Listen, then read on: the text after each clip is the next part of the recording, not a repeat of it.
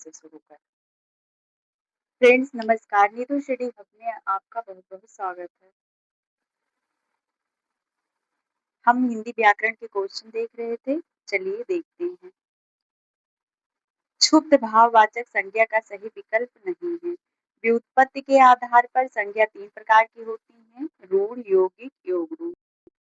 अर्थ की दृष्टि से संज्ञा 5 प्रकार की होती है, व्यक्तिवाचक संज्ञा, जातिवाचक संज्ञा, द्रव्यवाचक संज्ञा, समूहवाचक संज्ञा और भाववाचक संज्ञा। भाववाचक संज्ञा किसी भाव, गुण, दशा आदि का ज्ञान कराने वाले शब्द भाववाचक संज्ञा कहलाते हैं। जैसे क्रोध, मिठास, यौवन, कालिमा आदि। कुछ भाववाचक संज्ञाएं स्वतंत्र होती हैं, तो कुछ अन्य शब्दों की सहायता से बनती हैं।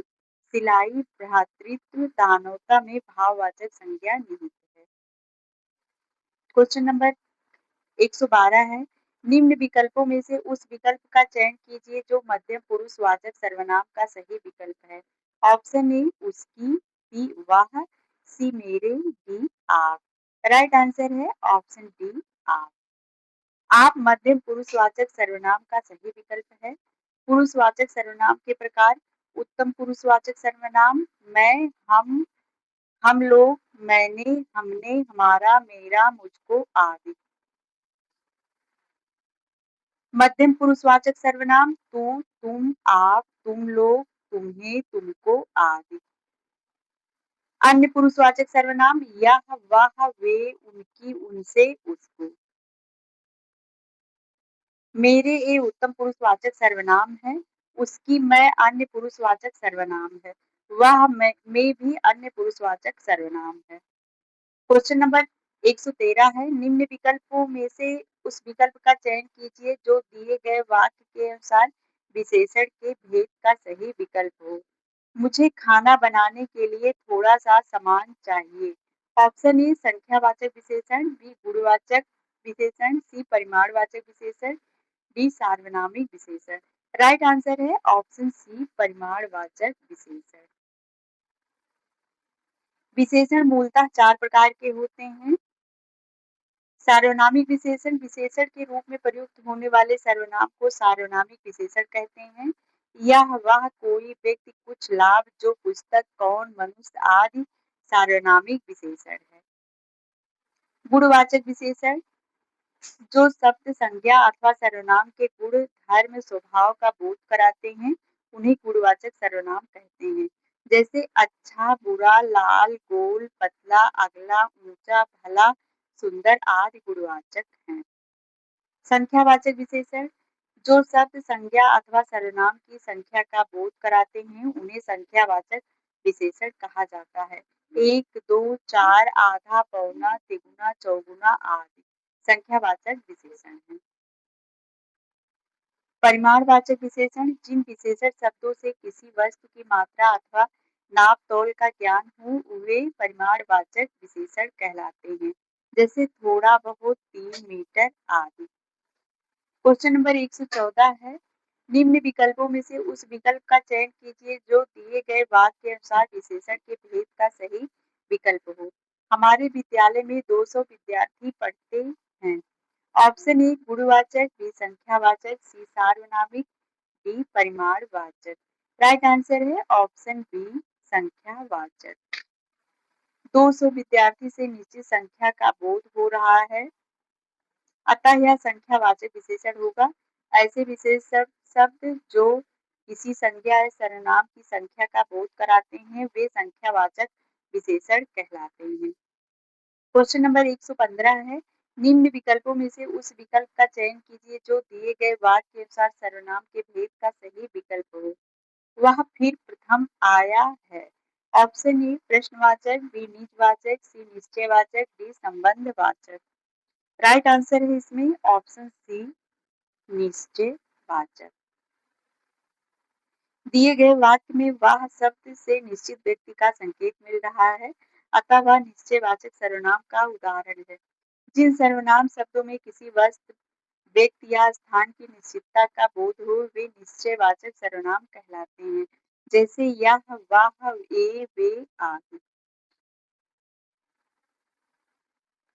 क्वेश्चन नंबर 116 है, निम्न विकल्पों में से सही विकल्प का उस विकल्प का चयन कीजिए जो भाववाचक संज्ञा का सही विकल्प नहीं है। ऑप्शन ए कांति, बी धीर, सी चौड़ाई, डी नीलिमा। राइट आंसर है ऑप्शन बी धीर। धीर शब्द भाववाचक संज्ञा नहीं है। अन्य विकल्प कांति, चौड़ाई और नीलिमा शब्द किसी चीज या पदार्थ की अवस्था, दशा या भाव का बोध करा रहे हैं, ये भाववाचक संज्ञाएं हैं। क्वेश्चन नंबर 117 है, निम्न विकल्पों में से उस विकल्प का चयन कीजिए जो दिए गए वाक्य के अनुसार सही अव्यय पदबंध का विकल्प हो। अपने सामान के साथ वह चला गया। ऑप्शन ए चला गया, बी के साथ चला गया, सी अपने सामान के साथ, डी के साथ। राइट आंसर है ऑप्शन डी के साथ। वह पदबंध जो वाक्य में अव्यय का कार्य करे वह अव्यय पदबंध कहलाता है। इस पदबंध का अंतिम शब्द अव्यय होगा, अतः दिए गए वाक्य में के साथ अव्यय पदबंध है। क्वेश्चन नंबर 118 है, निम्न विकल्पों में से उस विकल्प का चयन कीजिए जो दिए गए वाक्य के अनुसार विशेषण के भेद का सही विकल्प हो। मैं ताजा फल लाया हूँ। ऑप्शन ए परिमाणवाचक, बी गुणवाचक, सी संख्यावाचक, डी सार्वनामिक। राइट आंसर है ऑप्शन बी गुणवाचक। दिए गए वाक्य में ताजा शब्द फल के गुण का बोध करा रहा है, अतः यह गुणवाचक विशेषण है। क्वेश्चन नंबर 119 है, निम्न विकल्पों में से उस विकल्प का चयन कीजिए जो जातिवाचक संज्ञा का सही विकल्प है। ऑप्शन ए दाल, बी वृक्ष, सी कक्षा, D America. Right answer option B वृक्ष। जिस शब्द से किसी व्यक्ति, वस्तु या स्थान के संपूर्ण जाति का बोध हो उसे जातिवाचक संज्ञा कहते हैं। दिए गए विकल्पों में वृक्ष शब्द से सभी वृक्षों का बोध होता है, अतः यहाँ जातिवाचक संज्ञा होगी। क्वेश्चन नंबर 120 है, निम्न वाक्य में कोष्ठक में दिए गए पदों का परिचय वाला विकल्प चुनिए। उपवन में सुंदर फूल खिले हैं। ऑप्शन ए हर्षबोधक अव्यय, बी गुणवाचक विशेषण, सी क्रिया, डी मध्यम पुरुषवाचक सर्वनाम। राइट आंसर है ऑप्शन बी गुणवाचक विशेषण। कोष्ठक में दिए गए पद सुंदर से संज्ञा का गुण प्रकट हो रहा है, अतः यह गुणवाचक विशेषण होगा। जिस शब्द से संज्ञा का गुण, दशा, स्वभाव आदि लक्षित हो उसे गुणवाचक विशेषण कहते हैं। क्वेश्चन नंबर 121 है, निम्न विकल्पों में से उस विकल्प का चयन कीजिए जो दिए गए वाक्य के अनुसार सही विशेषण पदबंध का विकल्प हो। तेज चलने वाली गाड़ियां प्रायः सबकी पसंदीदा होती हैं। ऑप्शन ए पसंदीदा होती हैं, बी सबकी पसंदीदा होती हैं, सी गाड़ियां, डी तेज चलने वाली। राइट आंसर है ऑप्शन डी तेज चलने वाली। संज्ञा या सर्वनाम की विशेषता बताने वाले शब्द को विशेषण कहते हैं। दिए गए वाक्य में गाड़ियों की विशेषता तेज चलने वाली पदबंध से प्रकट हो रहा है। क्वेश्चन नंबर 122 है, निम्न विकल्पों में से उस विकल्प का चयन कीजिए जो दिए वाक्य के अनुसार सही क्रिया पदबंध का विकल्प हो। मुझे रोहन दूर से ही दिखाई दे रहा है। ऑप्शन ए रोहन दूर से ही, बी मुझे रोहन, सी दूर तेजी, डी दिखाई दे रहा है। राइट आंसर है ऑप्शन डी दिखाई दे रहा है।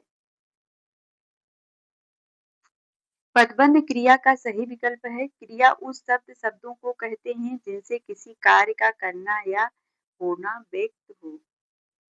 क्वेश्चन नंबर 123 है, निम्न वाक्य में कोष्ठक में दिए गए पदों का परिचय वाला विकल्प चुनिए। रात में देर तक बारिश होती रही। ऑप्शन ए क्रिया विशेषण, बी पुरुषवाचक सर्वनाम, सी संज्ञा, डी अव्यय। राइट आंसर ऑप्शन ए क्रिया विशेषण। कोष्ठक में दिया गया देर तक क्रिया की विशेषता बता रहा, अतः यहाँ क्रिया विशेषण होगा। क्वेश्चन नंबर 124 है, निम्न विकल्पों में से उस विकल्प का चयन कीजिए जो अन्य पुरुषवाचक सर्वनाम का सही विकल्प है। मैं, वे, हमारा, तेरा। इसमें राइट आंसर है ऑप्शन बी, वे। अन्य पुरुषवाचक सर्वनाम जहां वक्ता श्रोता के सिवाय किसी अन्य पुरुष के लिए कहें, उदाहरण वह, वे, ए, उसने आदि में मैं, हमारा उत्तम पुरुषवाचक सर्वनाम के उदाहरण है। क्वेश्चन नंबर 125 है, सुमेलित कीजिए। अशिष्ट दशाबोधक गुणवाचक विशेषण, राजस्थानी कालबोधक गुणवाचक विशेषण, अस्वस्थ दोषबोधक गुणवाचक विशेषण, प्राचीन स्थान बोधक गुणवाचक विशेषण। इसमें राइट आंसर है अशिष्ट दोषबोधक विशेषण। 3 काका 3,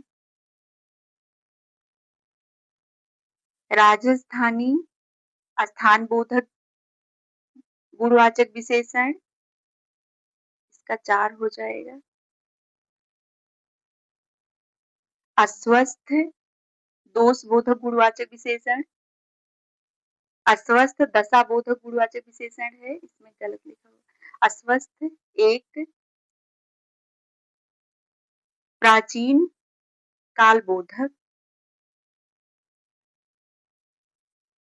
कालबोधक गुणवाचक विशेषण है।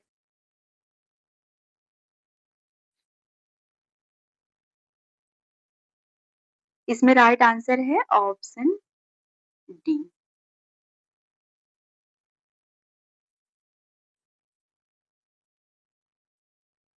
गुणवाचक ऐसे शब्द जिनसे किसी संज्ञा या सर्वनाम के गुण, दोष, दशा, आकार, काल आदि का ज्ञान प्राप्त होता है, गुणवाचक विशेषण कहलाते हैं। इसके निम्नलिखित भेद हैं, कालवाचक, स्थानवाचक, आकार बोधक, रंग बोधक, दशा बोधक, गुण बोधक। क्वेश्चन नंबर 126 है, निम्नलिखित में से विशेषण से निर्मित भाववाचक संज्ञा है। ऑप्शन ए लड़कपन, बी राष्ट्रीयता, सी बड़प्पन, डी लिखावट। राइट आंसर है ऑप्शन सी, बड़प्पन।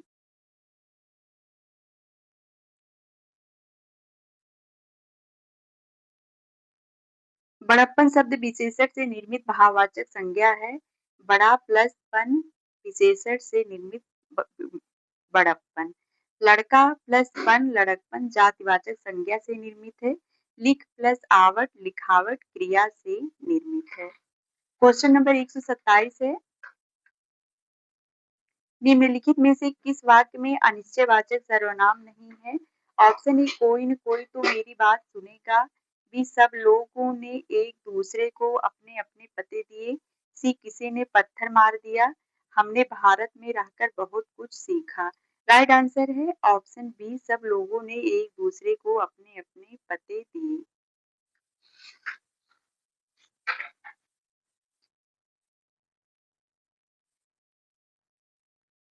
सब लोगों ने एक दूसरे को अपने अपने पते दिए वाक्य में अनिश्चयवाचक सर्वनाम का प्रयोग नहीं हुआ है।